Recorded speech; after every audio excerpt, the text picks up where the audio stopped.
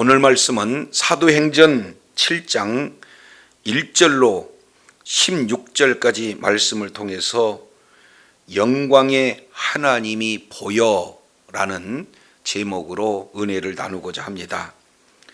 우리가 잘 알겠지만 사도행전 7장 이 내용은 이제 예루살렘과 온 유대와 사마리아 그리고 땅끝까지 이르러 복음이 증거되는 데 있어서 이제 예루살렘과 그리고 예루살렘 인근 지역과 이 지역을 넘어서 유대와 사마리아로 가는 그런 아주 핵심적인 그런 단계에 놓여져 있는 장이 바로 7장입니다. 그리고 이 7장 우리가 잘 알겠지만 사도들 외에 제자, 일꾼들이 설교하는 유일한 설교이면서 또 설교 중에서 가장 긴 설교이기도 해요. 그래서 오늘 이 설교 내용은 무려 1절부터 이제 53절까지 긴 설교고, 그리고 그 설교 이후에 이제 사울이 등장하는 걸로 이제 마무리가 되어집니다. 자, 그렇다면 너무 설교가 길고 그리고 초창기 이제 설교하고자 하는 그런 내용들을 감추었다가 마지막 이제 3절 이 내용을 통해서 결론을 지음으로 말미암아 다 끝까지 들어봐야 무슨 설교인지 알고 있기 때문에 오늘 사도행전 7장에 나와 있는 이 스데반 이 설교의 이 내용을 사실은 깨닫는데 상당히 어려움들을 많이 겪고 있어요. 그러나 이미 이 설교 내용의 핵심적인 부분은 미리 우리가 전 시간 내용들을 살펴봄으로써 정보를 알 수가 있습니다. 자, 16장 내용을 한번 보겠습니다. 이제 스데반과 지금 격렬한 변론이 이루어졌어요, 회당에서. 그런데 그들이 거짓 증인을 세워가지고 지금 스데반을 고소하게 됐고, 그리고 이제 스데반을 어디로 데리고 갔느냐? 공회로 데리고 갔어요. 그래서 지금 현재 공회에 있는 그런 상태인데 고소 제목이 2가지예요. 내용을 통해서 보면은 자 11절 보겠습니다. 6장 11절 내용을 보면은 모세와 및 하나님을 모독했다. 이 뜻이 어디에 연결이 되냐? 6장 13절 내용을 보면은 이 사람이 거룩한 곳과 율법을 거스려 말했다. 이거하고 연관이 돼요. 그러니까 지금 뭡니까? 공회의 회원들, 이 자들은 바리새인과 또 사두개인들로 중심이 되고 있는데 그들의 가장 첨예한 민감한 부분 2가지 내용이에요. 하나는 사두개인들은 성전, 그리고 바리새인들은 율법. 근데 이 2가지를 거스렸다라고 거짓 증인으로 세우고 있는 장면이죠. 자, 이 내용을 왜 그럴 상황이 되어졌는가? 14절 보니까 나사렛 예수가 이곳을 헐어라. 2번째, 모세가 우리에게 전해준 규례를 고치겠다. 이런 내용을 통해서 지금 변론이 이루어졌고, 이 2가지 내용이에요. 그래서 크게 첫 번째는 율법에 대한 내용, 성전에 대한 내용, 2번째는 율법에 대한 내용. 그러면 이 설교 전체는 또 어떻게 가겠습니까? 성전이 어떤 내용인가, 그리고 율법에 관련된 내용이 어떤 내용인가. 그래서 이 지금 현재 종교 지도자들이 잘못 알고 있는 그 성전에 대한 내용, 이것을 정확하게 지적합니다. 그리고 2번째 내용을 보면은 그들이 그렇게 목숨을 걸면서 지키고자 했다는 그 율법, 이 내용에 대한 오해, 이 부분을 정확하게 지적하는 내용이 스데반 설교 전체 내용을 이끌어가게 되어져요. 그래서 오늘 이 본문을 통해서 성전이 과연 어떤 것을 성전이라고 하는가 하는 한 가지 내용과, 2번째 이 율법을 이제 어떻게 이렇게 불순종하면서도 지키려고 애를 쓰는 그런 외식, 형식적인 모습에 치우쳐져 있는가, 이 내용을 하나하나 이렇게 지적하고 있는 그런 내용들을 우리가 살펴볼 수가 있습니다. 자, 그래서 크게 내용을 통해서 보면은, 자, 이제 스데반 설교 이 전체, 우리가 7장 전체를 우리가 살펴보고, 그리고 결론을 보고 하나하나 우리가 조목조목 살펴보는 그런 시간을 갖고자 합니다. 자, 1절에서 53절까지는 미리 말씀드린 대로 스데반 설교의 그런 내용이 되어집니다. 자, 그러면은 이 스데반 설교에 대한 반응은 어떻게 되어지는가? 54절에서 이제 어디냐? 60절까지 내용이에요. 자, 그런데 이 중에서 하나님께서 역사 가운데 딱 드러내고자 하는 인물이 있어요. 그게 누구냐? 7장 58절 내용을 보니까 사울이라는 자를 하나님께서 스데반 설교를 통해서 그 반응 가운데 가장 하고 싶은 그런 어떤 중앙의 핵심 부분에 지금 사울을 이렇게 드러내고 있습니다. 그래서 유대인들이 가지고 있는 키아즘 구조라고 하죠. 그래서 이제 설교와 설교의 반응 그 사이에 가장 중요한 내용의 역사 가운데 하나님께서 사울이라는 청년을 드러내므로 이제 스데반 순교 이후에 사도 바울의 그런 어떤 그런 역사상에 어떻게 사역이 이루어지는가, 이 부분들을 조명합니다. 그러니까 스데반 설교도 중요하고 그 속에서 드러낸 사울의 모습도 우리가 같이 살펴볼 수 있는 기회가 돼야 됩니다. 자, 그러기 위해서 이제 7장 1절부터 우리가 53절까지 이 내용을 통해서 먼저 1절에서 16절까지 이 내용은 아브람, 그리고 아브람과 그 시대의 족장들에 대한 내용을 거론하면서 진정한 성전이 무엇인가 하는 그런 내용, 동시에 그 속에서 하나님께서 주시는 말씀을 어떻게 순종하고 어떻게 거부하는, 불순종하는가 하는 내용을 말씀하고 있어요. 자, 그러면은 지금 종교 지도자들이 생각하고 있는 성전관에 대한 내용을 아브람과 요셉을 통해서 정확하게 성전이 무엇인가를 보여주고, 두 번째, 아브람이 하나님의 주신 이제 말씀을 어떻게 순종했느냐, 반면 너희 조상들은 어떻게 하나님의 말씀을 불순종했느냐 하는 그 말씀의 순종과 불순종, 이 내용을 통해서 오늘날 우리가 이제 성전의 관점이 무엇이고, 그리고 어떻게 순종을 해야 할 건가 하는 내용들을 구체적으로 보여주고 있습니다. 자, 이제 7장 1절 내용을 통해서 보면은 이렇게 말씀하고 있죠. 대제사장이 이르되 이것이 사실이냐. 지금 공회 앞에 서 있는 지금 스데반을 향해서 이제는 의장 자격으로 물어보는 것이에요. 그러면 이 사실이 무엇이냐라고 하는 그런 근거는 6장 14절 내용이죠. 하나는 성전 이곳 문제, 그리고 또 하나는 모세로부터 이어진 규례 문제, 이 내용을 과연 네가 이 이야기를 했느냐라고 지금 사실 여부를 이렇게 묻고 있는 거예요. 다분히 알고 있으면서 그 속에 지금 의도가 담겨져 있죠. 이제는 신문 후에 죽이겠다 하는 그 악한 의도를 가지고 이렇게 얘기합니다. 자, 이랬을 때 지금 스데반 집사님이 자기 가지고 있는 결론을 딱 드러내면은 현장에서 보나 안 보나 죽지 않습니까?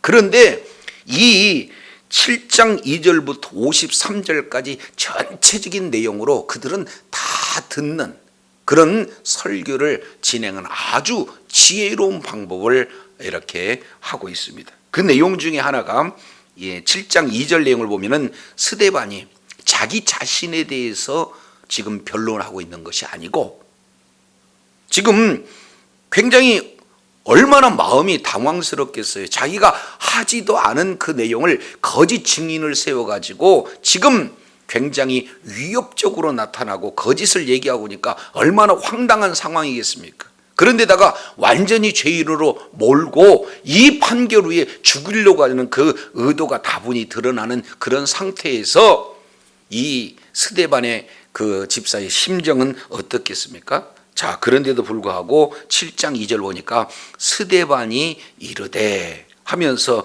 여러분 부영들이여 들으소서 이렇게 얘기해요. 굉장히 겸손하고 또 여기서 보니까 예의가 발라요.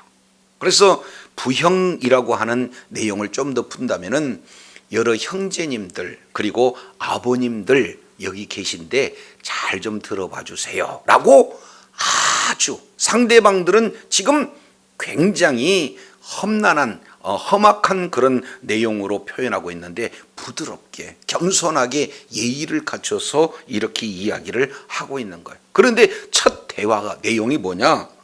갑자기 표현하는 내용은 어떤 내용이냐? 우리 조상 아브라함이 여기서 시작하고 있어요. 그러니까 우리 조상이다라고 이렇게 표현하는데 지금 공감대가 이루어지고 있는 거죠. 그러면 우리가 잘 알겠지만 6장 9절 내용을 통해서 보니까 모두들 다 지금 외국말을 진행하고 있는 거예요. 특히 헬라어로 언어를 쓰는 그런 자들. 그러면 그곳에서 태어나는 스데반 집사 역시 마찬가지로 헬라어를 쓰고 있기 때문에 오히려 그 당시의 언어에 능숙하지 못할 수도 있어요. 그럼에도 불구하고 우리 조상 아브라함 이 내용은 지금 모든 사람들을 다 마음을 하나가 되게 할 수 있는 그런 용어를 진행하게 되는 거죠. 그래서 첫 번째 등장시키는 인물이 누구냐? 아브라함입니다. 그래서 아브라함이 하란에 있기 전에 어디에 있었다? 메소포타미아에 있을 때에 영광의 하나님이 그에게 뭐했다? 보였다. 이렇게 말씀하고 있습니다. 여기서 중요한 장소 하나를 지금 말씀하고 있어요. 어떤 내용입니까? 메소포타미아에 있을 때 이 장소가 굉장히 중요합니다. 왜냐하면 메소포타미아에 있을 때 영광이 하나님께서 그들에게 보였다. 그 얘기는 하나님께서 직접 자기 자신을 계시하셨다. 누구에게? 아브라함에게. 자, 그러면 생각해 보세요. 지금 사두개인들은 성전을 뭘로 생각하고 있냐면 하나의 우상으로 생각하고 있어요. 그러니까 성전에는 이 예루살렘 성전에는 여기에 하나님께서 계시고 그 하나님께 계시는 그런 가운데 예배를 드려야 되는 거고 예배를 잘 드리기 위해서 이제 점도 흠도 없는 그런 어떤 내용을 명분 이렇게 내세워서 진행하는데 사실은 자기의 밥그릇 챙기기 아니겠습니까? 그러니까 성전을 완전히 우상화시키는 그런 어떤 내용인데 슬그머니 지금 이 내용을 말하고 있어요. 자, 성전 그러면은 성전은 하나님이 계신 장소잖아요. 그리고 그 성전은 거룩한 장소이기 때문에 거룩한 곳에만 하나님이 계신다라고 그들은 알고 있고 모든 백성들에게 계속 가르치고 있어서 이제 성전을 하나의 우상화 만드는데 그들은 성공했던 거거든요. 자, 그런데 스데반 집사님이 지금 표현하고 있는 내용은 하나님이 어디에 있었다? 메소포타미아에 있을 때 영광의 하나님께서 자기 자신을 드러내셨다. 이렇게 얘기한다 그러면은 그들이 생각한 것은 이제 우리는 유대인이고 우리는 선민인데 이방인 그 지역에서 하나님이 계시다? 이거에 대한 내용을 지금 바로 이렇게 표현해 주는 겁니다. 그래서 진정한 성전은 어느 특정한 장소에만 있는 하나님이 아니시다라는 사실을 이제 서서히 드러내 보고 있는 그런 어떤 내용이 되겠죠. 그래서 영광의 하나님이다라고 하는 이 표현은 출애굽기 16장 7절 내용을 통해서 보면은 하나님께서 현현 임재하고 계신 그러한 모습을 이렇게 표현하는 내용들로 이렇게 말씀을 하고 있어요. 자, 그래서 첫 번째 하나님께서는 보이셨다. 그리고 두 번째입니다. 7장 3절 내용을 통해서 보니까 뭐라고 하셔요? 이르시되, 우리 하나님께서는 눈에 안 보이시지만 하나님께서 함께 하신다는 사실을 드러내실 뿐만 아니라 그곳에서 만나주시고 그곳에서 말씀하신 분이 하나님이시다라는 사실을 지금 정확하게 말씀을 하고 계세요. 그래서 내 고향 친척을 떠나 내가 내게 보일 땅으로 가라. 떠날 장소와 가야 할 장소를 아브라함에게 정확하게 지금 말씀하고 있는 내용들을 보게 됩니다. 자, 이 내용에 아브라함이 순종하게 되는 거죠. 이것을 우리가 창세기 내용과 연관지어서 살펴보게 되면은 사실은 창세기에서는 순간 100% 이렇게 순종하는 그런 모습으로 나오지만 사실은 메소포타미아에서 어디로 갔냐면은 하란으로 갔고 하란에서 다시 가나안 땅으로 오게 되는 겁니다. 그러니까 초창기에는요 온전한 순종이 안 됐어요. 왜냐하면 너는 본토 지척 아비 집을 떠나 내가 내게 지시할 땅으로 가라 이렇게 얘기했는데 첫 번째 떠날 때는 아버지 데라와 함께 떠난 거고, 그리고 하란에 있을 때 아버지 데라가 이제 죽고 난 이후에 조카 롯과 함께 지금 떠나는 그런 어떤 내용을 그려주고 있는 겁니다. 자, 근데 여기서 중요한 것은요, 떠나라는 이런 어떤 단어 내용 중에 원문 보면은 우리 하나님께서 구체적인 장소, 이 내용에 대해서 언급을 해. 아비로부터, 본토로부터, 친척으로부터, 네가 의지하고자 하는 모든 것으로부터 다 떠나라 하는 명령이 주어져요.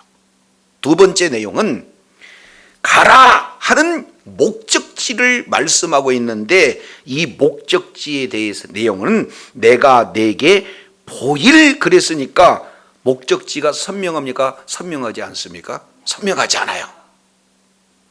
그러니까 떠나는 것은 정확하게 명시를 해주는데 가야 할 목적지는 그때그때 우리 주님께서 보여주시겠다. 이 내용에서 우리가 생각해 볼 수 있는 내용은 우리의 진정한 목표는 누구냐?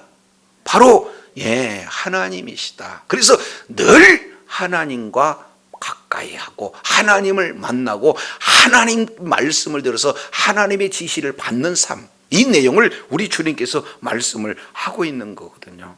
그러니까 우리 하나님께서는 어느 특정한 장소에 있어가지고 너 와라 하는 내용이 아니라 말씀을 따라 순종하면서 그때그때 주님이 우리 인생의 목적이 되어지고 주님의 음성을 들을 때 우리 주님께서는 저와 여러분을 바로 하나님의 뜻과 계획 가운데 이끌어 가신 줄로 깨달으시기를 바랍니다.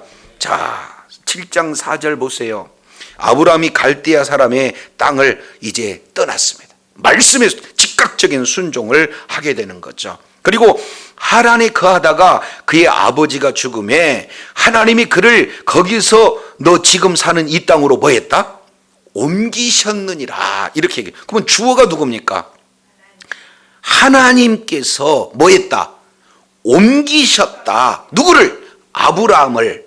그러니까 지시할 땅으로 우리 하나님께서 계속해서 목적지가 이곳이 아니다. 목적지가 바로 이곳이다 라고 우리 주님께서 계속해서 인도하심으로 말미암아 옮기시는 그런 어떤 모습을 우리가 살펴볼 수가 있어요. 그래서 창세기 12장 1절부터 3절까지 내용에 구체적으로 표현한데, 그 이후에 창세기 12장 4절에 아브라함은 뭐라고 이렇게 말씀을 하고 있습니까? 4절 아브라함이 여호와의 말씀을 따라갔고 그래요. 우리는 하나님의 말씀을 듣고 그 말씀의 인도함을 받아 하나님의 말씀이 정하시는 방향으로 그 표지로 따라가는 삶, 이 내용을 먼저 아브라함이 지금 모범으로 보여주고 계시는 것을 보게 됩니다. 자, 그런데 5절 내용을 보니까 그러나 여기서 발붙일 만한 땅도 유업으로 주지 아니하시고 다만 이 땅을 아직 자식도 없는 그와 그의 후손에게 소유로 주신다고 뭐 하셨다? 약속하셨다. 자, 그러면 하나님이 누구신가? 아브라함에게 첫 번째 보여 자신을 드러내셨어요. 종교는 하나님을 찾아가는 것이고 우리 기독교 신앙은 어떻게 되면 하나님께서 찾아오셔요. 그리고 자기 자신을 보이신다 그 말이에요. 그리고 이제 보이신 하나님께서 뭐 하시느냐? 만나서 말씀하시는 그런 어떤 내용을 표현하고 있습니다. 그리고 두 번째 말씀의 핵심 내용이 뭐냐면은 약속하시는 하나님이에요. 한번 따라하겠습니다. 말씀하시고 약속하시는 하나님. 그러니까 진짜 성전의 핵심의 내용이 뭐냐? 하나님이 임재하고 계시는 내용이에요. 그러면은 성전이라는 건물이 중요한 겁니까? 성전 안에서 하나님이 말씀하시고 하나님께서 약속하신 그 약속의 하나님, 언약의 하나님, 말씀하시는 하나님이 더 중요한 거예요. 그런데 우리가 잘 알겠지만 지금 사두개인들은 그냥 성전 그 자체를 우상화하고 있는 그런 어떤 모습이에요. 그런데 이 부분에 대해서 주어 계속 영광의 하나님께서 그리고 하나님께서 이제 옮기시고 약속했다라는 것을 말씀합니다. 이어서 또 6절 내용을 보니까 하나님이 또 이같이 말씀하시되 그 씨가 다른 땅에 나그네가 되리니 그 땅 사람이 종을 삼아 400년 동안 괴롭히리라 하시고 이렇게 말씀하고 있어요. 그러면은 이제 아브라함에게 직접 땅을 주시겠다는 겁니까? 아니면 고난의 그런 과정을 통해서 그 이후에 땅을 주겠다는 거예요. 네, 고난 이후에 땅을 주겠다. 지금 이 말씀을 하고 있으면서 이 아브라함 자신에게 땅을 주기도 하지만 그 씨에게 아브라함과 아브라함 자손에게 약속을 주신 거예요. 그래서 이제 발붙일 만한 그런 어떤 땅도 주시지 않으면서 이 주시겠다는 약속을 주신 거예요. 그래서 아브라함은 뭘 믿고 지금 따라가는 겁니까? 약속의 말씀을 붙들고 지금 따라가고 있는 내용이에요. 그런데 그 약속 가운데 통해서 봤더니 주기는 주는데 땅을 주기는 주는데 그 땅을 줄 때가 언제냐? 이것은 창세기 15장 이 내용을 그대로 인용하고 있는 내용이에요. 그래서 지금 줘야 할 땅은 죄악으로 가득 찬 땅이다. 대표적으로 가나안 족속 7족속이 있는데 대표적으로 아모리 족속이 죄악이 가득 찰 때까지 이제 하나님께서 기다렸다가 이제 하나님께서 아브라함에게 이제 그리고 아브라함 후손들에게 그 약속을 이루시겠다. 그때까지 약 400년 기간은 애굽이라는 땅에 들어가서 너희가 고난 고통을 당하고 그 다음에 이제 회복되어서 이제 나오게 된다. 이 내용을 약속의 말씀을 주시는 거예요. 그러면은 왜 가나안 땅에서 나오는가? 정확하게 우리가 살펴볼 수 있는 내용은 7절에 이렇게 기록되고 있습니다. 여기는 출애굽의 목적을 아주 한마디로 표현하고 있죠. 또 이르시되 종 삼은 나라를 내가 심판하리니 그 후에 그들이 나와서 이곳에서 나를 뭐한다? 섬긴다. 이곳에서 나를 섬긴다. 이 내용 가지고 이곳이 뭐냐? 학자들 간에 또 논쟁이 있어요. 그니 1차적으로는 시내산이지만 실제 문맥 내용으로 보면은 가나안 땅을 말씀하고 있어요. 그래서 지금 곧 보겠습니다. 3절 내용을 보니까 내가 내게 보일 땅. 그리고 4절 내용으로 보니까 이 땅으로 옮기셨다. 5절 이 땅을 약속하셨다. 그리고 똑같이 그 땅에 대한 내용이기 때문에 그 내용은 어디로 봅니까? 가나안 땅으로 우리가 살펴볼 수가 있어요. 약속의 땅은 가나안 땅이다. 그러면 가나안 땅에 이제 구원받는 자들이 가나안 땅에서 지금 뭐 하시겠다는 겁니까? 하나님을 거기서 예배하는 자로 너희가 나를 섬기게 하겠다 하시는 그 목적, 이 내용이에요. 그래서 예수 그리스도를 믿는 믿음으로 구원을 받았어요. 이것은 전적인 하나님의 은혜인 줄로 믿습니다. 그러면 구원받은 자의 삶은 어떤 삶이 되어야 되는가? 예배의 삶을 살아야 된다. 예배를 드리기 위해서 우리 주님께서 택하셨다. 이런 어떤 부분들을 이렇게 보여주고 계시다 그 말이죠.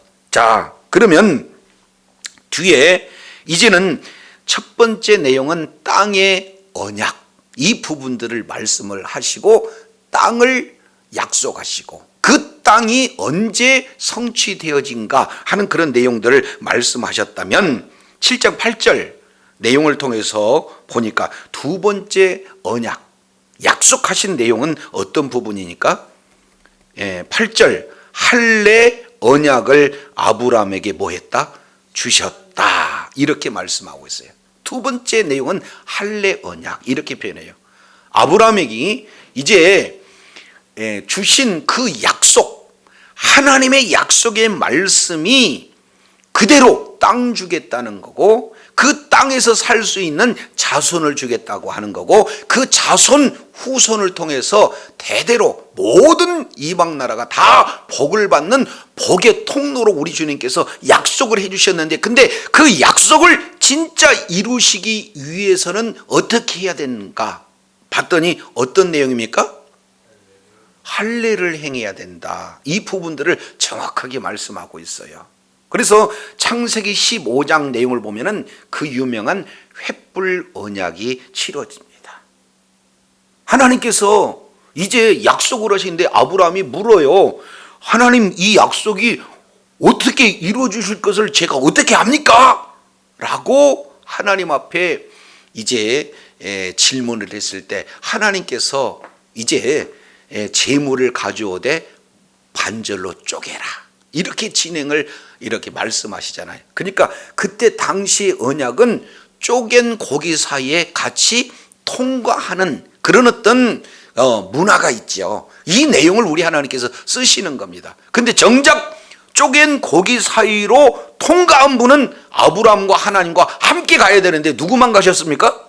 하나님께서만 통과하셨어요. 그 얘기는 언약을 내가 지키지 아니하면 내가 이 재물처럼 쪼개지겠다.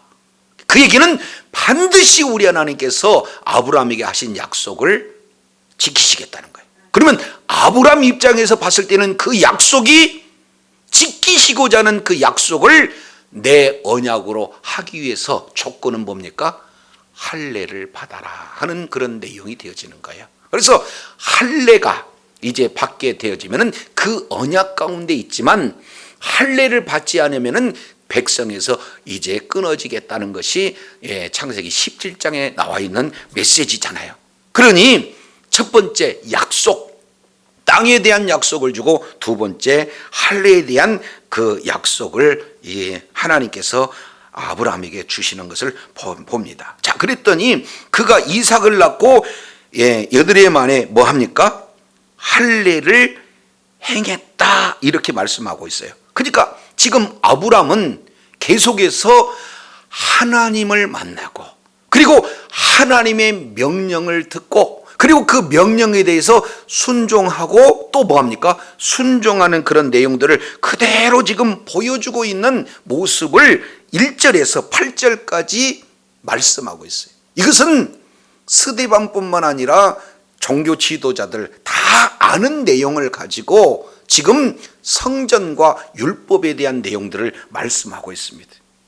그러니까 하나님께서 성전이 무엇인가 하는 내용을 봤더니 너희들은 지금 여기 있는 이 성전만이 하나님이 계신다라고 생각했는데 너희들이 생각한 거룩하지 않는 부정한 그런 어떤 곳인 뭡니까? 메소포타미아에까지 우리 주님께서 거기서 진행하니까 하나님께서는 어디 한 곳에 머물러 있는 그런 하나님이 아니라 온 우주 만물 어느 곳에든지 하나님이 계신 곳이 성전이라는 것을 아브라함을 통해서 보여주고 계신다는 사실을 기억하시기 바랍니다. 그렇기 때문에 우리 역시 마찬가지예요. 건물이 교회가 아니에요. 건물이 성전이 아니다 그 말이죠. 뭐가 성전이냐? 하나님이 계신 그곳이 성전인 줄로 믿습니다. 그렇기 때문에 예수님께서 하시는 말씀, 성전을 헐라는 구체적인 핵심 내용을 통해서 보면은 우리 하나님께서는 건물에 갇혀지신 하나님이 아니기 때문에 이제는 성전은 하나의 그림자에 불과하고 진짜 성전, 하나님이 계신 참 성전 예수 그리스도께서 십자가에 죽으시고 부활하심으로 이제 진정 참 성전을 바로 저와 여러분을 성전 삼으신 것을 사도 바울은 고린도전서 3장 16절 6장 19절 이 내용을 통해서 이제 성전이 하나님이 계신 곳, 저와 여러분을 육신에 하나님께서 성령을 보내서 하나님이 계신 성전이 바로 저와 여러분인 줄로 믿습니다. 하나님의 성전이 바로 하나님이 계신 곳이고 그 하나님이 우리 가운데 계시기 때문에 이제는 우리를 성전 삼고 오늘도 하나님께서는 일하시는 거예요. 그러니 하나님이 이제 성전 삼고 계시는데 성전 삼으신 그 하나님께서 말씀하시면은 말씀을 이렇게 주었다라는 이 상태가 중요한 거예요? 아니면 그 말씀을 듣고 아브라함처럼 순종해야 되는 겁니까? 그렇습니다. 율법 주기 이전에 먼저 언약하시고 언약한 그 내용을 그대로 순종하는 아브라함의 모습을 우리가 한번 살펴보면 지금 현재 참성전이라는 것이 무엇이고 그리고 율법을 주신 목적 이 자체는 그냥 율법을 준 게 아니라 그 율법을 듣고 순종하기 위해서 주시는 그런 어떤 내용들을 우리 주님께서 아브라함의 예를 통해서 지금 스데반의 설교를 통해서 지금 보여주고 계시는 거예요. 자, 그런데 9절부터는 조금 바뀌어집니다. 9절 내용을 보니까 여러 조상이 요셉을 뭐 했다? 시기하여 애굽에 뭐 했어요? 팔았다. 그러니까 시기하고 팔았다는 것은 이 뭡니까? 불순종의 그런 어떤 내용이 되겠죠. 그러면은 누가 불순종을 했습니까? 요셉의 형들이 불순했는데 지금 스데반 집사님은 뭐라고 표현하냐면 여러 조상들이 이렇게 표현을 하고 있어요.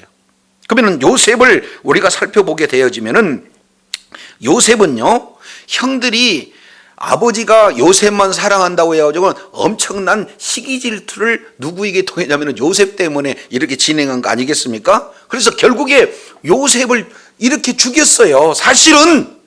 그런데 그 중에 형제들이 꼭 굳이 죽일 필요가 어디가 있겠습니까? 그냥 팔아버리십시다 이렇게 진행하는 그런 자가 누구냐? 바로 요셉입니다. 자, 그래서 요셉이 이제 애굽에 팔려갔어요. 그런데 너희 조상들은 요셉을 팔아서 사실은 죽이려고 했고 싫어했고 그리고 팔아서 이제 애굽 땅에 이렇게 거하게 됐는데 그 요셉이 결국에는 너희들을 뭐 했느냐? 구원해 낸 모습이다. 그래서 지금 요셉을 통해서 누구를 지금 표현하고 있습니까? 예수 그리스도를 표현하고 있어요. 하나님께서 친히 우리 죄를 짊어지고 십자가에서 죽으시기 위해서 육신의 몸을 입고 이 땅에 오신 분이 바로 예수님이신 줄로 믿습니다. 그래서 오리라 하는 그 메시아를 우리 하나님께서 보냈는데 우리 조상들은 요셉을 배척한 것처럼 요셉을 싫어해서 팔아버린 것처럼 우리 조상은 예수님을 팔아서 지금 십자가에서 죽이는 그런 내용인데 사실은 예수님이 우리의 구원자가 되신다 하는 그런 어떤 내용들을 요셉을 통해서 정확하게 지금 보여주고 있다 그 말이죠. 자, 그런데 그러면은 요셉이 간 곳이 어디입니까? 7장 9절 내용 보니까 애굽에 팔았으니까 애굽에 가 있다 그 말이에요. 그러면은 지금 이 종교 지도자들 특히 유대인들이 생각했을 때 가나안 우리는 뭡니까? 선민이고 우리 있는 이곳에만 하나님이 계신 줄 생각을 하고 있잖아요. 근데 요셉이 팔려간 곳은 그들이 얘기하는 거룩하지 않는 곳, 이방 지역. 그런데 하나님께서는 그와 함께 계셨다. 이 얘기는 함께 임재한 장소 아니겠어요? 종교 지도자는 어떻게든지 그 성전 안에만 하나님을 가두고자 했는데, 너희가 알고 있는 요셉을 봐라. 창세기 39장 1절 2절 내용을 통해서 보면은 하나님이 요셉과 함께 하셔서 평탄하게 하셨다. 마지막 이제 39장 마지막 절 이 내용을 통해서 보니까 하나님께서 함께 하심으로 모든 사람들에게 은총을 있게 하셨다. 그러니까 결국 하나님은 요셉과 함께한 그곳이 어디냐? 애굽이다 그 말이죠. 너희가 생각하고 있는 부정한 그런 장소에서 하나님이 거기에서 함께 하시지 않았느냐? 지금 이 말씀을 하고 계시고, 함께 있다는 내용을 크게 세 가지로 말씀하고 있습니다. 10절 내용을 통해서 보니까 뭐라고 말씀하고 계세요? 1번, 그 모든 환난에서 건져내셔요. 그러니까 하나님은 그냥 요셉하고 함께 있다 그러니까 그냥 가만히 함께 있는 것이 아니라 여러 상황 속에서 환난이 있다 그러면 그 환난에서 건져내 주신 것이 하나님이 함께 하신 줄로 믿습니다. 두 번째 내용을 통해서 살펴봤더니 뭐라고 말씀하고 있어요? 은총과 지혜를 주시는 거예요. 그리고 세 번째, 사실은 바로가 총리로 이렇게 세운 것 같지만 누가 세우신 거예요? 하나님께서 세우신 거예요. 하나님이 주신 지혜와 그런 은혜로 말미암아 이 모든 부분들을 다 총리가 될 수 있도록 하나님께서 하시잖아요. 그러니까 꿈을 꾸게도 하시고 꿈을 해석하게도 하시고, 이것을 여러 번 바로에게 이렇게 꾸게 하시고, 그리고 훗날 감옥에 있을 때 이 갇혔던 그런 동료들을 통해서 알리게 하신 분도 하나님이시다라는 사실을 우리가 살펴볼 때, 요셉과 우리 하나님은 함께 하셔서 여러 가지 어려운 환난 속에서 건져주시고, 그리고 지혜도 주시고, 또 이제 우리 주님께서 그때그때 합당한 은혜를 주셔서 이제 뭡니까? 모든 범사에 이렇게 지혜롭게 행하게 하시고, 마침내 애굽의 모든 그런 어떤 총리, 치리자로 세우시는 이런 어떤 부분들을 정확하게 이렇게 말씀을 하고 있는 것을 우리가 보게 됩니다. 자, 그러면은 여기서 우리가 한번 생각해 보겠습니다. 아브라함이 하나님의 현현, 하나님을 만나는 그 장소가 메소포타미아이고, 두 번째 하란에서 주님의 음성을 듣고 순종하고 순종했어요.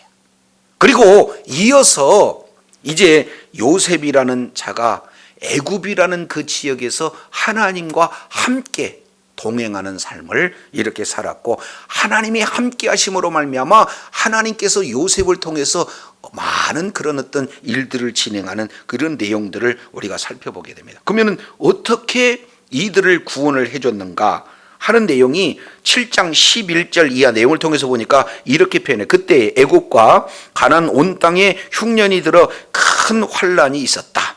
그래서 우리 조상들이 양식이 없어서 야곱이 애굽에 곡식이 있다는 말을 듣고 먼저 우리 조상을 보내서 이렇게 또 재차 보내매 요셉이 자기 형제들에게 알려지게 되고, 또 요셉이 친족이 바로에게 드러나게 되니라. 이 하나하나 이 내용은 흉년이 있게 하시겠다라고 미리 꿈을 꾸게 해서 또 그 꾼 꿈을 해석까지 하게 하신 분이 하나님이기 때문에 그냥 우연한 이렇게 흉년이 들었습니까? 하나님의 섭리 가운데 들은 거예요.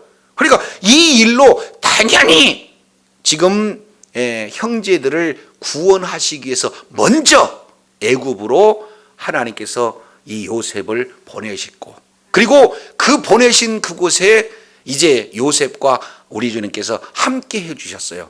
그러니까 이런 여러 가지 환난 속에서도 구원하시고, 그리고 순간 모든 삶의 현장 속에서 은총을 주니까 많은 사람들에게 사랑을 받게 하고, 또 합당한 지혜를 주셔서 다른 사람보다도 더 존귀한 자로 우리 주님께서 훈련시킬 뿐만 아니라 마침내 바로에게 이르게 눈에 들어서 이제 총리가 반열까지 올리게 하신 분이 하나님이신 줄로 믿습니다.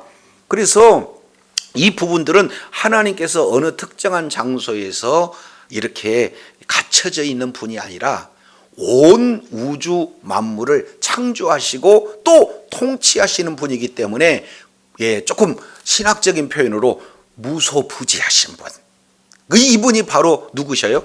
우리 하나님이시다라는 사실을 우리가 살펴보게 됩니다. 자, 이제 한 곳 우리가 또 살펴보겠지만 7장 49절 잠깐 보고 오겠습니다. 7장 49절 내용을 통해서 보니까 이렇게 48절 핵심을 말씀하고 있어요. 48절 그러나 지극히 높으신 이의 손으로 지은 곳에 뭐한다? 지극히 높으신 하나님은 사람의 손으로 지은 곳에 계신다, 계시지 않는다? 계시지 않는다. 이제 이렇게 하나님께서 진짜 참 성전이 무엇인지 아브람과 요셉을 통해서 보여줬어요. 그런데 훗날 이제 모세를 통해서 성막이 지어지고 다윗과 솔로몬을 통해서 성전이 지어지는데 바로 솔로몬 성전 이후에 모든 사람들은 그 성전 자체에 하나님을 가둬놓으려고 진행하는데 이 내용을 뭐라고 표현하고 있습니까? 사람이 지은 곳에 나는 갇혀있는 하나님이 아니다. 이렇게 우리 주님께서 지금 말씀을 하고 계시다라는 것을 우리가 보게 됩니다. 그리고 뒤에 49절 뭐라고 표현하고 있습니까? 주께서 이르시되 하늘은 나의 보좌요 땅은 나의 발등상이니 너희가 나를 위하여 무슨 집을 짓겠으며 나의 안식할 처소가 어디냐? 이 모든 것이 다 내 손으로 지은 것이 아니냐? 이렇게 우리 주님이 말씀하고 있어요. 그래서 온 우주 만물 어느 곳에 있든지 우리 주님께서는 그 자리에서 하나님께서 이제 말씀을 하나님이 자신이 드러내 보이시고 그리고 하나님께서 말씀하시고 그 말씀하신 그 하나님의 순종하는 모든 자들에게 우리 주님께서는 기도를 들으시고 그와 함께 하셔서 하나님이 그와 함께 일하심으로 말미암아 하나님의 허락하신 언약의 모든 분복들을 다 누릴 수 있도록 은혜 베풀어 주신 분이 바로 주님이신 줄로 믿습니다. 그렇기 때문에 우리 10년 가운데 이미 임하신 하나님, 우리가 있는 그곳에서 있는 그 장소에서 우리 하나님 앞에 기도할 때 우리 주님은 만나 주실 줄로 믿습니다. 우리의 기도를 들어주실 줄로 믿습니다. 우리에게 지혜를 주십니다. 우리에게 은혜를 주셔요. 모든 환난 가운데 건져주시니 바로 주님이신 줄로 믿습니다. 하나의 예배당이, 이 예배당이 어마어마하게 크다, 예배당이 아름답게 치장이 됐다 해서 아무리 크고 아름다운 예배당이다 할지라도 하나님이 그곳에 계시지 않으면 건물에 불과하다 그 말이에요. 비록 작고 소수의 모인 무리들이 있다 할지라도 그곳에서 하나님이 계시면 그 하나님 앞에 이제 기도하고 하나님 앞에 찬송하고 하나님과 깊은 교제가 이루어질 때 하나님께서는 그 한 사람 한 사람을 만나 주셔서 요셉과 함께 하셨던 것처럼 하나님의 놀라운 은혜를 베풀어 주실 줄로 믿습니다. 그렇기 때문에 우리가 지금 사두개인과 바리새인들처럼 하나의 자기의 특권층에 갇혀져 있는 그런 하나님으로 만들어서는 안 돼요. 어디까지나 예수 그리스도를 믿는 믿음을 가진 우리들에게는 이제는 죄 사함을 받았잖아요. 그리고 죄 사함을 받은 우리에게 거룩한 영 성령이 이미 우리 심령 가운데 내주하고 계시기 때문에 있는 그 자리가 우리 주님께서 하나님이 임재하시는 그곳이요 하나님이 만나주시는 장소요 하나님이 우리의 기도를 들어주시는 장소인 줄로 믿습니다. 요셉에게 환난에서 건져주시고 합당한 은총과 지혜를 주실 뿐만 아니라 모든 삶의 현장 속에서 하나님께서 우뚝 세워주시는 하나님의 일하심을 날마다 주님 만나고 주님과 깊은 교제할 뿐만 아니라 그분의 말씀, 하나님의 말씀을 듣고 그 말씀에 순종하는 자리에 있음으로 말미암아 하나님과 함께 하시는 놀라운 은혜 소유자가 다 되어지시기를 예수 이름으로 축원합니다. 기도하겠습니다. 하나님 아버지 감사합니다. 오늘도 말씀을 통해서 살펴보았더니 지금 종교 지도자들은 이제 하나의 종교를 빌미로, 종교를 하나의 특권으로 자기들의 이제 이권을 챙기는 그런 혈안이 되어져 있고, 무엇보다도 그들을 중심에 성전 자체가 하나님이 있고 없고를 이렇게 중요시하는 것이 아니라 조상들을 통해서 보면 그 하나님을 계속 배척하고 그럼에도 불구하고 성전만 있으면 하나님이 계시겠지, 이렇게 하고 많은 사람들을 이제 미혹하는 그런 지도자들의 모습을 오늘 스데반 집사님은 하나하나 하나님이 계신 그곳이 성전이다, 하나님께서 메소포타미아에서도 주님께서 임재하셨고 또 애굽에서도 임재하셨고 하란에서도 임재하셨고, 그런 내용 속에서 하나님의 말씀을 듣고 그 명령에 즉각 순종했을 때 하나님의 약속이 삶 속에 적용되어서 날마다 하나님의 일하심을 경험했던 것처럼, 이제 우리에게만 말씀 주는 거다, 우리에게 율법이 있기 때문에 우리는 말씀 맡은 자고 우리에게 이제 선민이 되어진다는 그런 잘못된 의식 가운데 빠져 있는 것이 아니라, 한 말씀이라도 주님께서 주신 말씀 순종해서 삶 속에 적용함으로 말미암아 하나님의 존재와 그리고 하나님 앞에 이제 나가는 자에게 주어지는 놀라운 하나님의 일하심을 날마다 경험하는 이 장소가 곧 하나님의 나라요, 하나님과 동행하고 하나님의 놀라운 은혜를 날마다 누리는 주의 사랑하는 자녀들 다 되게 하여 주시옵소서. 우리 구주 예수님 이름으로 기도드립니다. 아멘.